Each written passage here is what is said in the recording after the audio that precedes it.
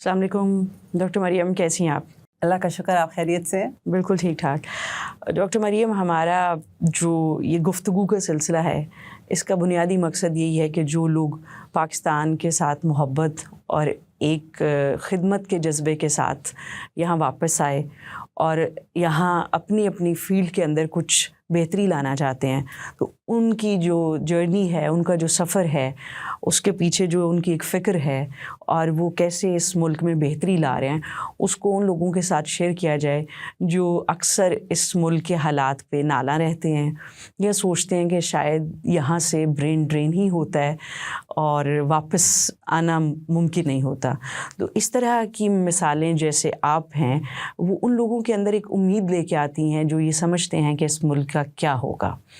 आप एक बहुत मशहूर उस्ताद, लीडरशिप ट्रेनर तो हैं ही, लेकिन जो आपका रोल नेशनल सिंगल करिकुलम में रहा है, वो एक ऐसा है जो सब चीज़ों से बढ़ के है। और शायद हमारी जब हिस्ट्री लिखी जाए, पर्टिकुलरली एजुकेशन की फ़ील्ड में, तो उसका बहुत ज़्यादा ज़िक्र आए। तो आज जो आपके साथ गुफ्तगू है, हम यहाँ से शुरू करना चाहते हैं कि आपको एजुकेशन और लीडरशिप में अपना करियर परसू करने के लिए किस चीज़ ने इंस्पायर किया? बहुत शुक्रिया मुझे बुलाने के लिए। और ये बहुत अहम है कि हमारे मुल्क में इस वक्त जो इतनी मायूसी फैली हुई है, ख़ास तौर पे जो नौजवान हैं जिन्हें कुछ समझ नहीं आ रहा कि उनका मुस्तकबिल किस तरफ को जाएगा, तो आपने उनकी फ़िक्र की, उनके लिए आप ये पॉडकास्ट कर रही हैं और लोगों को बुला रही हैं। मेरा ख़्याल है इससे ज़्यादा अहम कोई चीज़ नहीं हो सकती। तो आपका बहुत बहुत शुक्रिया कि आपने इस चीज़ को तरजीह दी।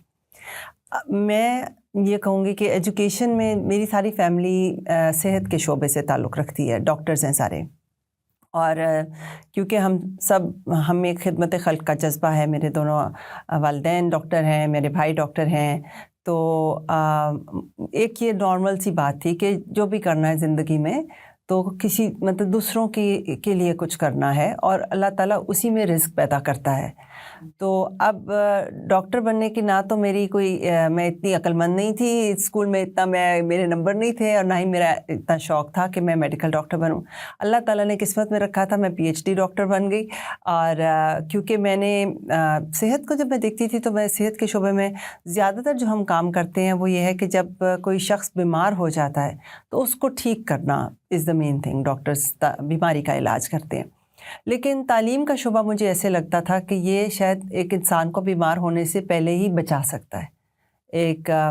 आप कोई भी चीज़ देख लें, चाहे आप वो पोल्यूशन की प्रॉब्लम देख लें या ओवर पॉपुलेशन की प्रॉब्लम देख लें, सारी तरफ ही जो है अगर आप तालीम को ठीक कर लें तो आपके मसाइल ही कम होंगे जिनको ठीक करने के लिए डॉक्टर्स की ज़रूरत होगी।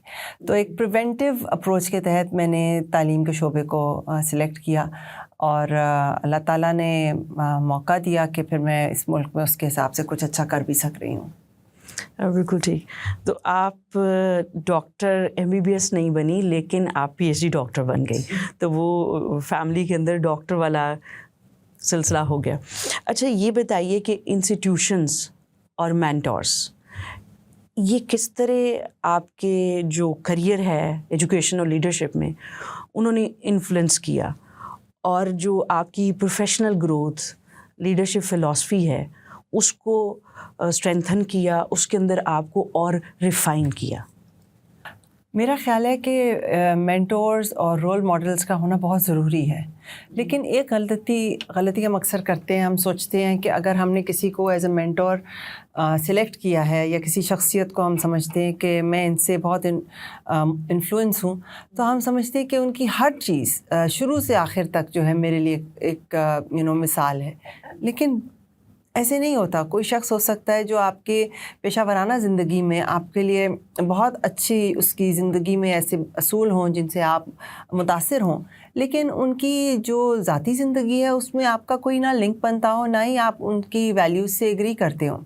सिमिलरली कोई शख्स हो सकता है जो शायद प्रोफेशनल लाइफ में वो बिल्कुल ही डिफरेंट तरीके से चल रहा हो, या उसकी प्रोफेशनल लाइफ ऐसा हो भी ना, लेकिन पर्सनल लाइफ में अपनी फैमिली वैल्यूज़ के हिसाब से, या किसी शख्स की एक कोई बात या किसी बच्चे की कोई बात आपको ऐसे हिला जाए کہ آپ سوچیں کہ یہ تو میری زندگی میں ایک پورا جیسے پیوٹ لے آئی ہے.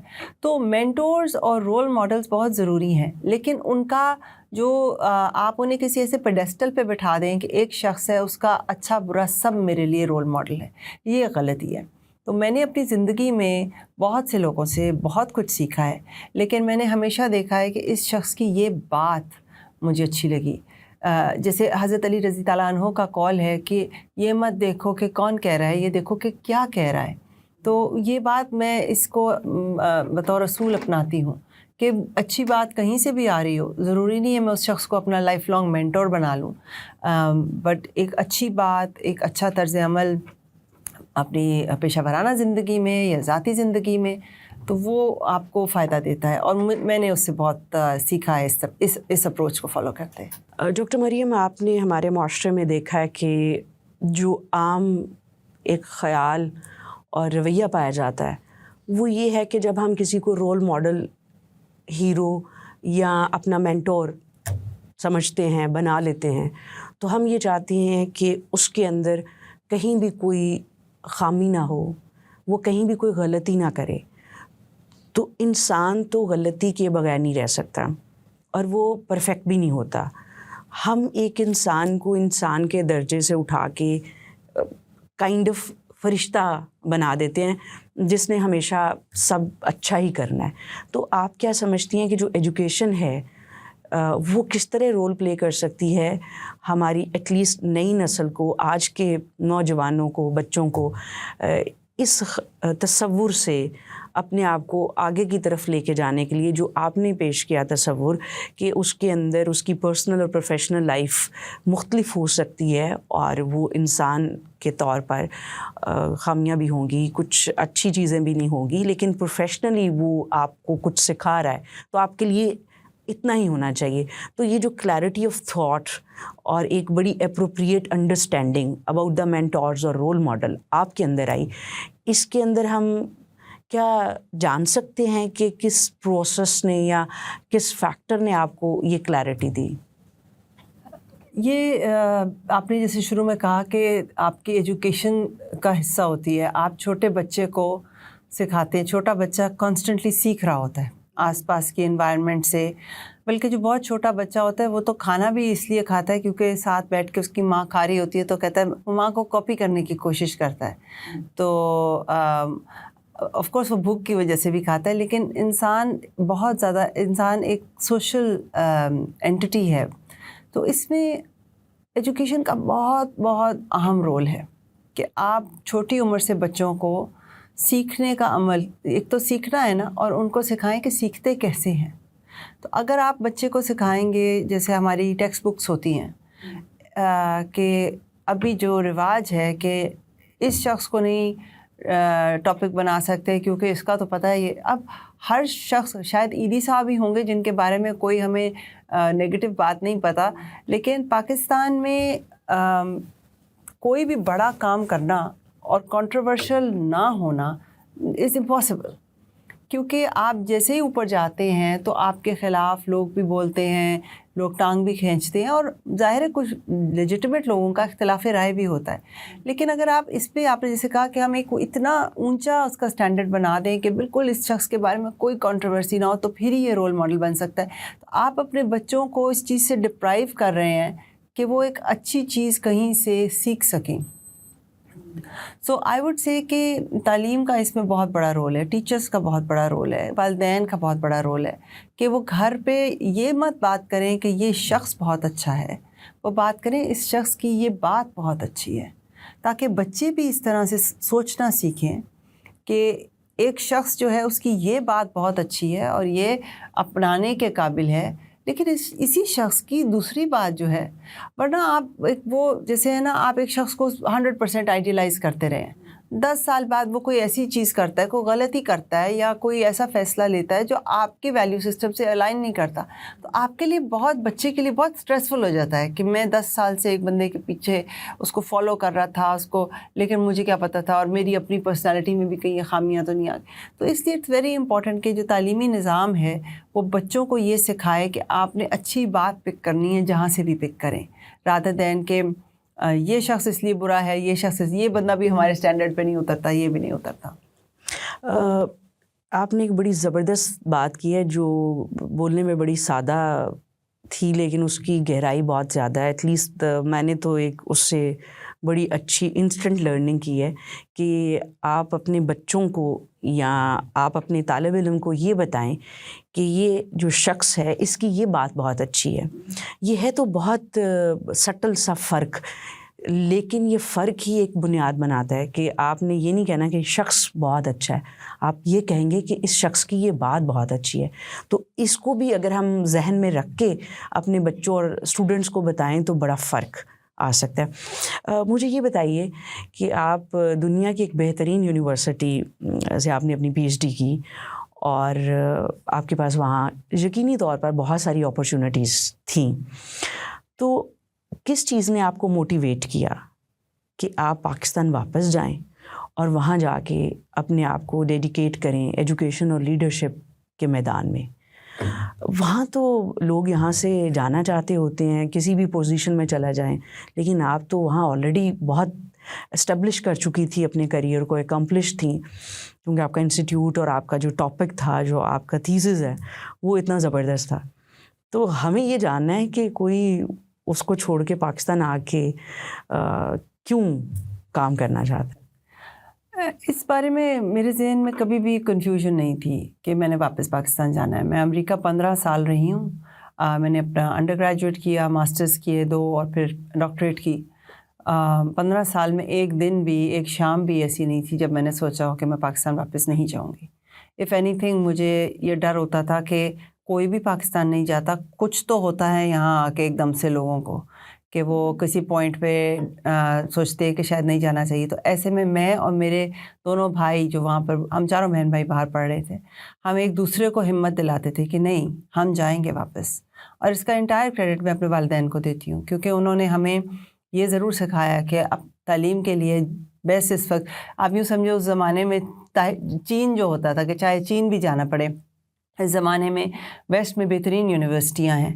تو تعلیم کے لیے ہم ہائر ایجوکیشن کے لیے گئے تھے وہاں پہ, اور وہ جس دن ختم ہوئی اس دن وداؤٹ اے جاب اور اینی تھنگ میں پاکستان واپس آ گئی تھی. اور میرے دونوں بھائی بھی اسی طرح اپنی اپنی تعلیم مکمل کر کے ایک ڈاکٹر ہیں, ایک لائر ہیں. میری بہن کی وہاں شادی ہو گئی, وہ وہاں بہت خوش ہے, وہ آتی رہتی ہے, بٹ وہ وہاں پر سیٹلڈ ہے. تو ایک تو یہ ہے کہ کیونکہ ہمارے والدین نے ہمارے ذہن میں بڑا کلیئر ڈالا تھا کہ پڑھنے کے لیے ہم نے باہر جانا ہے, لیکن ملک ہمارا یہ ہے, اس ملک نے ہمیں بہت دیا ہے, اس ملک میں ہم نے پڑھا ہے, جیسا بھی پڑھا ہے, اس ملک نے ہمیں سر پہ چھت دی ہے. آپ دیکھیں غزہ میں اس وقت کیا کیا کچھ ہو رہا ہے, کسی بھی آپ وار زون کا سوچیں. پاکستان میں بہت مسائل ہیں, لیکن آفٹر آل اس ملک نے ہمیں چھت دی ہے, تو ہمیں اس اپنے ملک کو اس طرح سے ریپے کرنا ہے. صرف لے کے اگلی جگہ جانا جو ہے میرے حساب سے احسان فراموشی میں آتا ہے. میں اپنی بات کر رہی ہوں, میں کسی اور کو جج نہیں کر سکتی. لیکن میں ایک اور بات بھی آپ کو کہوں گی, اگر میں نے وہاں سوچا ہوتا کہ میں وہاں رکنا چاہتی ہوں تو شاید میں تب بھی نہ رکتی, کیونکہ امریکہ کی مثال ایسے ہے جیسے ایک کہاوت ہے کہ دور کے ڈھول سہانے.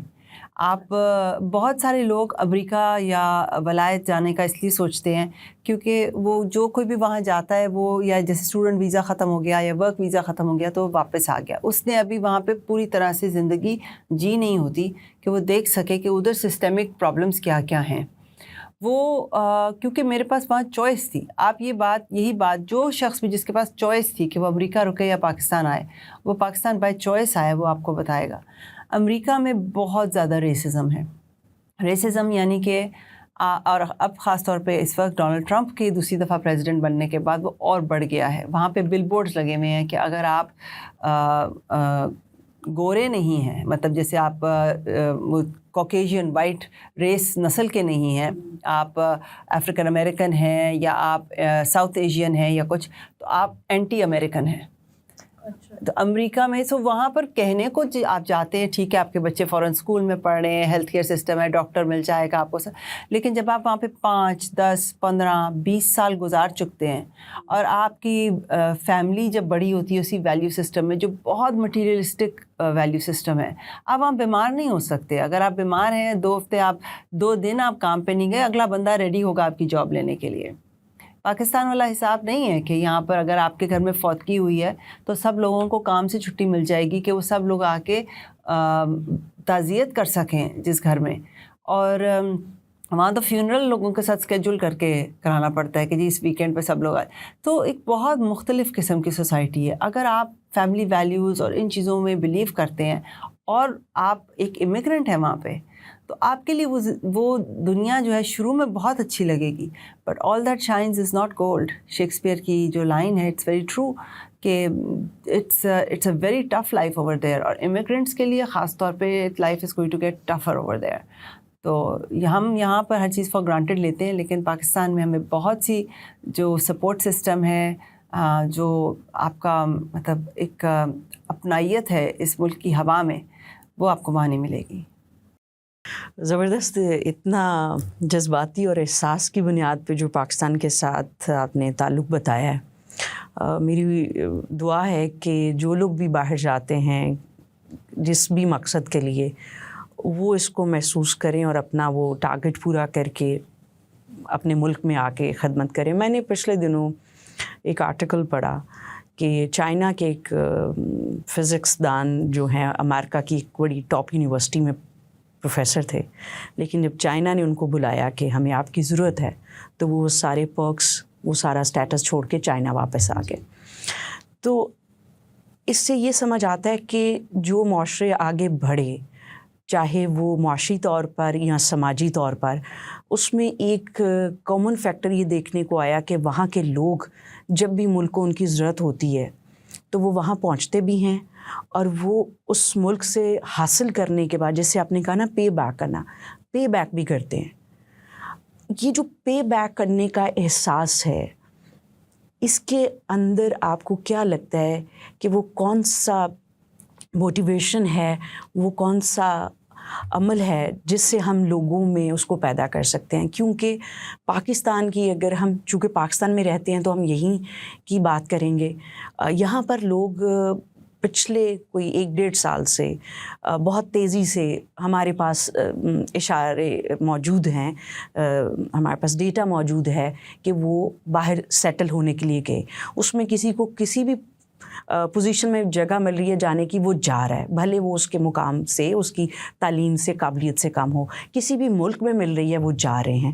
تو ہمیشہ سے یہ ہوتا تو ہے کہ برین ڈرین ہوتا ہے, لیکن جتنی تیزی سے پچھلے 1-1.5 سال میں ہوا, وہ شاید تاریخ میں ہمارے ملک کے حوالے سے پہلے نہیں ہوا. اور اب بھی جو لوگ ہیں یہاں پر, یہاں وہ کوئی کم پڑھا لکھا ہے, زیادہ پڑھا لکھا ہے, اس کا کیا سٹیٹس ہے, یہی کوشش ہے کہ ہم کہیں باہر سیٹل ہو جائیں. تو یہ تمام لوگ جو پاکستان میں پیدا ہوئے, پاکستان نے آپ کے کہے کے مطابق ان کو چھت دی, جو کہ بہت سارے وار زون کے لوگ زندگی میں ان سے چھینی جا رہی ہے, اور اس کے علاوہ ان کو بہت اور چیزیں جو اس ملک نے دی, وہ پے بیک کرنے کے بعد جب آپ پے بیک کر سکتے ہیں, ہم یہاں سے جا رہے ہیں. تو یہ پے بیک تو یہاں بہت کم نظر آتا ہے, لیکن باہر بہت ہم دیکھتے ہیں کہ وہ لوگ کہتے ہیں ہم نے اپنے ملک کو بہتر کرنا ہے, اور اس کے اندر وہ اپنے بہت سارے مفادات, بہت سارے ویسٹڈ انٹرسٹ جو ہیں ان کو بھی کمپرومائز کر دیتے ہیں. تو یہ سب کانٹیننٹ میں انڈیا ہمارے ساتھ ہے, وہاں بھی یہ ہم دیکھتے ہیں کہ وہاں کے لوگ اپنے ملک کے اندر بھی اس کو پے بیک کریں, اور اگر وہ ملک سے باہر جاتے ہیں تو وہاں پر اپنی اس پوزیشن کو لے کر انڈیا کو پے بیک کر رہے ہوتے ہیں. تو ایک ہی ملک تھے ہم, کچھ سال پہلے علیحدہ ہوئے, ابھی بھی ہم socio cultural political conditions share کرتے ہیں. تو ہم اس چیز سے کیسے نکل گئے, یا یہ چیز ہمارے اندر پیدا نہیں ہو سکی اور ہمارے ساتھ ہے. ایون کہ بنگلہ دیش کو آپ دیکھ لیں تو وہ ایک بالکل مختلف تصویر نظر آتی ہے. یہاں کیا مسئلہ ہے پاکستان کے اندر, کیوں لوگ پے بیک نہیں کرنا چاہتے؟ ایک تو یہ کہ جیسے آپ نے کہا کہ میرے خیال 12 سے 15 لاکھ لوگ ایگزٹ کیے ہیں ایک اس شارٹ پیریڈ آف ٹائم میں. بالکل صحیح کہہ رہی ہیں کہ اتنا بڑا ویو آف برین ڈرین پہلے نہیں آیا. لیکن میرا خیال ہے پاکستان بہت بڑا ہے, پاکستان میں بہت زیادہ لوگ ہیں, پورے مطلب اتنے کروڑوں لوگ تو اٹھ کے کہیں نہیں جا سکتے نا. تو اگر اس میں سے 12-15 لاکھ چلے گئے ہیں اور ہمارے وہ لوگ چلے گئے ہیں جنہوں نے ماسٹرز ڈگریز کی ہوئی ہیں اور سب وہ چلے گئے ہیں، وہ ان کا ایک انفرادی فیصلہ ہے. ہر شخص نے آفٹر آل اپنی فیملی کو دیکھنا ہے، اپنے حالات کو دیکھنا ہے. اگر وہ چلے گئے ہیں تو میں ان کو جج نہیں کرتی کہ انہوں نے غلط کیا یا کچھ اس طرح کیا، ان میں کوئی شاید احسان فراموشی ہے یا وہ ان میں جذبہ نہیں ہے. ہر شخص نے اپنی فیملی کو دیکھنا ہے. سوال ادھر زیادہ جو اہم ہے وہ یہ ہے کہ یہ جب یہ لوگ چلے گئے ہیں تو جیسے پیاز کے چھلکے نہیں ہوتے، آپ اس کا ایک چھلکا اتاریں گے، نیچے نیا چھلکا ہے، پھر نیا چھلکا ہے. اب ان کی جگہ کون سے پاکستانی لیں گے؟ پاکستان میں بہت لوگ ہیں اور انہوں نے اب پاکستان کو سنبھالنا ہے. تو ان میں جو جذبہ پیدا کرنا ہے آپ نے، جو لوگ یہاں ہیں، یہ نہیں کہ وہ نکل نہیں سکے یا وہ نکلنا چاہتے نہیں ہیں، جو بھی وجہ ہے وہ ہیں. اب پاکستان یہاں پر موجود ہے اور ہمیں دیکھنا ہے کہ ان لوگوں میں ایک اجتماعیت کیسے لائی جائے. اب دوسرا اس کا پہلو یہ بنتا ہے کہ ہندوستان میں اور بنگلہ دیش میں جو لوگ ہیں جو باہر جاتے ہیں وہ واپس بھی آ جاتے ہیں، یا وہ وہاں جا کے سٹیزن شپ بھی پرسو نہیں کرتے، وہ اپنے انڈین پاسپورٹ پہ ہی بڑے خوش رہتے ہیں. تو اس لیے کیونکہ ایک انڈین پاسپورٹ کی ایک ویلیو ہے. انڈین پاسپورٹ جو ہے وہ ان کو الاؤ کرتا ہے کہ وہ بزنس کر سکتے ہیں، وہ ٹریول کر سکتے ہیں، ان کو واپس آنے جانے میں ایشو نہیں ہوگا. بٹ پاکستانی پاسپورٹ کی وہ ویلیو نہیں ہے، اور یہ ایک کلیکٹیو فیلئر ہے. یہ صرف سیاستدانوں کا فیلئر نہیں ہے، یہ صرف ہماری بیوروکریسی کا فیلئر نہیں ہے، ایک کلیکٹیو فیلئر ہے. اور آئی تھنک کہ ہمیں اس پہ فوکس کرنے کی بجائے کہ یہ تھوڑے سے لوگ، چاہے وہ لاکھوں میں ہیں لیکن کمپیریٹیولی ان پاکستان تھوڑے سے لوگ چلے گئے ہیں، تو جو باقی کے لوگ ہیں بہت اسٹرانگ ریزیلینٹ لوگ ہیں، اور ان کو سوچنا ہے کہ انہوں نے پاکستان کو کس طرح سے بہتر بنانا ہے. تو وہ جو چلے گئے شاید وہ واپس آ جائیں، شاید نہ آئیں، it doesn't matter. What is important is that people over here, ان کے اندر یہ جذبہ ہو کہ انہوں نے کہ میرے ساتھ غلط زیادتی ہوتی ہے یا میری فیملی کے ساتھ کچھ غلط ہوتا ہے تو یہ دوسری فیملی کے ساتھ غلط ہوا، ہم سب کے ساتھ یہ جو ہے یہ غلط ہے. غلط کو غلط کہنا اور صحیح کو سپورٹ کرنا. پاکستان میں بہت ڈیوائڈ آ چکا ہوا ہے اس وقت، وہ جو اجتماعیت ہے وہ ختم ہوتی جا رہی ہے. تو I think that is a bigger problem to focus on to save Pakistan and make Pakistan more attractive, چاہے وہ لوگ چلے گئے ہیں جو یہاں پر ہیں ان کے لیے.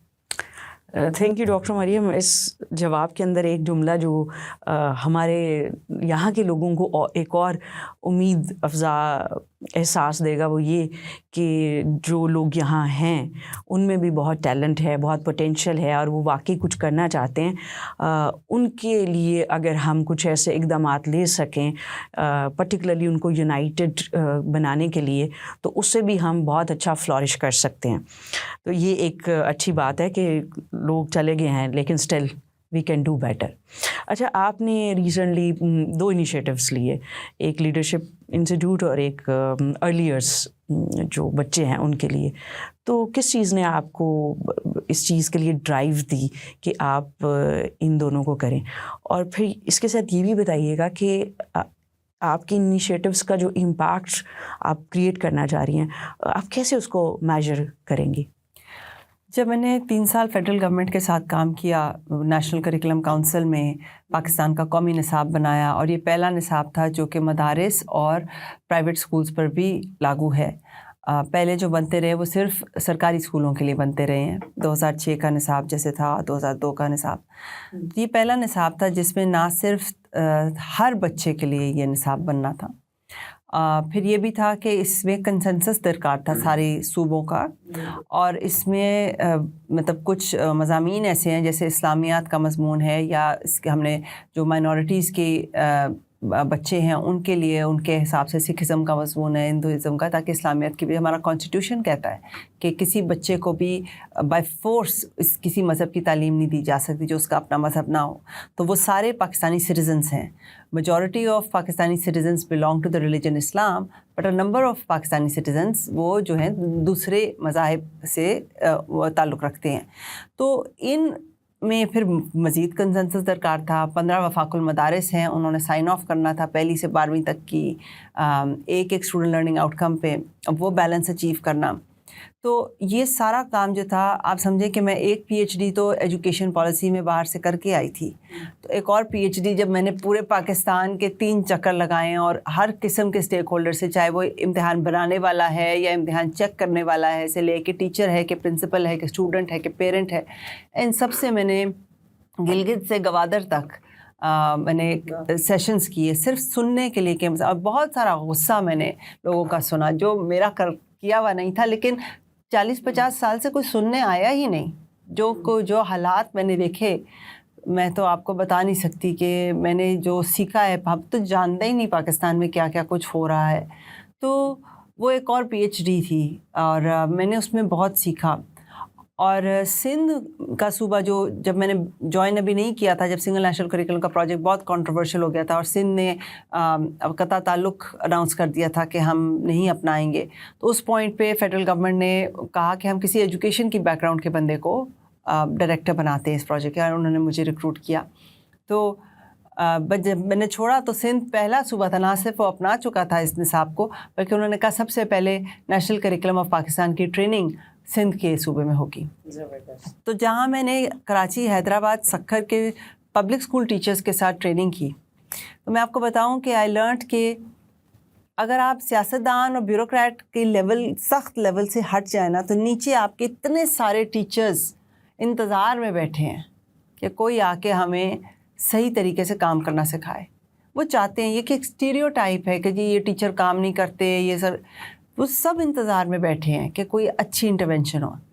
تو جب میں نے وہ 3 سال لگا کے میں نے وہ پروجیکٹ مکمل کیا اور پچھلے سال مارچ میں 2024 میں میں وہاں سے نکلی, تو میرے ذہن میں تھا کہ اب جو میں نے نیکسٹ پروجیکٹ کرنا ہے, ایک تو مجھے یہ ڈیپلی سمجھنے کی ضرورت ہے کہ اے آئی کے بعد, آرٹیفیشیل انٹیلیجنس کے انٹروڈیوس ہو جانے کے بعد تعلیم میں ٹیچنگ اینڈ لرننگ, بچوں کا سیکھنے کا عمل اور بچوں کو سکھانے کا عمل جو ہے اس میں بہت تبدیلی آ گئی ہے. یعنی کہ انٹرنیٹ سے پہلے اور انٹرنیٹ کے بعد کیا تبدیلی ہوگی جو آرٹیفیشیل انٹیلیجنس کے آنے سے ہو گئی ہے. تو اس وقت تو ہم اس بارے میں سوچ ہی نہیں رہے, اور ساتھ میں انڈیا, چائنا تو بہت اس بارے میں سوچ رہے ہیں اور اس حساب سے اوپر بھی جا رہے ہیں. تو ایک تو ہمیں یہ سمجھنے کی ضرورت ہے, ہمارے بہت بڑے بہت مہنگے اسکول بھی جو ہیں وہ اس حساب سے تعلیم نہیں دے رہے, وہ صرف ایک گلوریفائڈ رٹے کی تعلیم دے رہے ہیں, چاہے وہ او اے لیول کرا رہے ہیں یا میٹرک ایف ایس سی کرا رہے ہیں.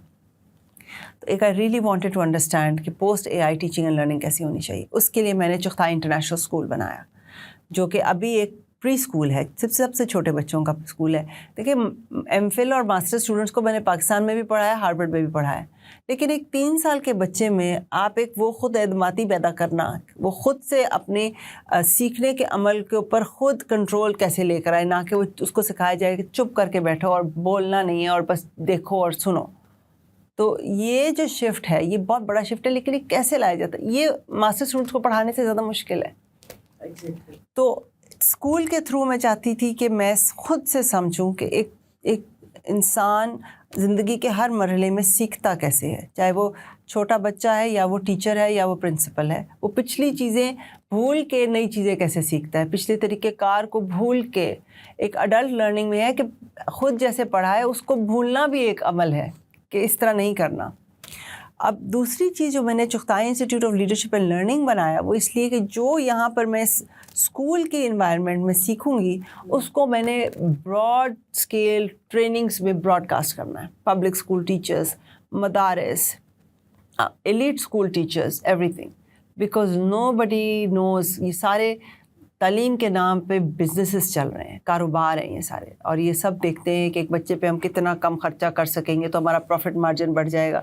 مطلب یہ کوئی دودھ دہی کی دکان تو نہیں ہے نا, آپ بچوں کے دماغ سے, ان کے مستقبل سے کھیل رہے ہیں. تو اس لیے میں نے یہ دونوں کمپنیز اکٹھی لانچ کی, and they are sister companies and they speak to each other. And میرا خیال ہے ابھی already it's showing a lot of success, لیکن 6 سے 8 مہینے میں I think proof of concept further آئے گا کہ جو لرننگس میری اسکول میں ہوں گی ان کی ویلیو اگر سیکٹر میں ہے, جو کہ ابھی سائنس ہے کہ there is a lot of value, then I will know that this was the right thing to do. Doctor Maryam, آپ کا شکریہ کہ آپ نے پوسٹ اے آئی جو ایجوکیشنل کینوس میں تبدیلیاں آئیں گی ان کو بہت अच्छे तरीके से समझा, और ना सिर्फ समझा बल्कि एक प्रैक्टिकल अप्रोच भी लेकर आएँ कि किस तरह से आप इन 2 इंस्टीट्यूट्स के ज़रिए से पाकिस्तान के अंदर वो जो तब्दीलियाँ हो रही हैं उसको बेहतर तरीके से इम्प्लीमेंट कर सकी हैं।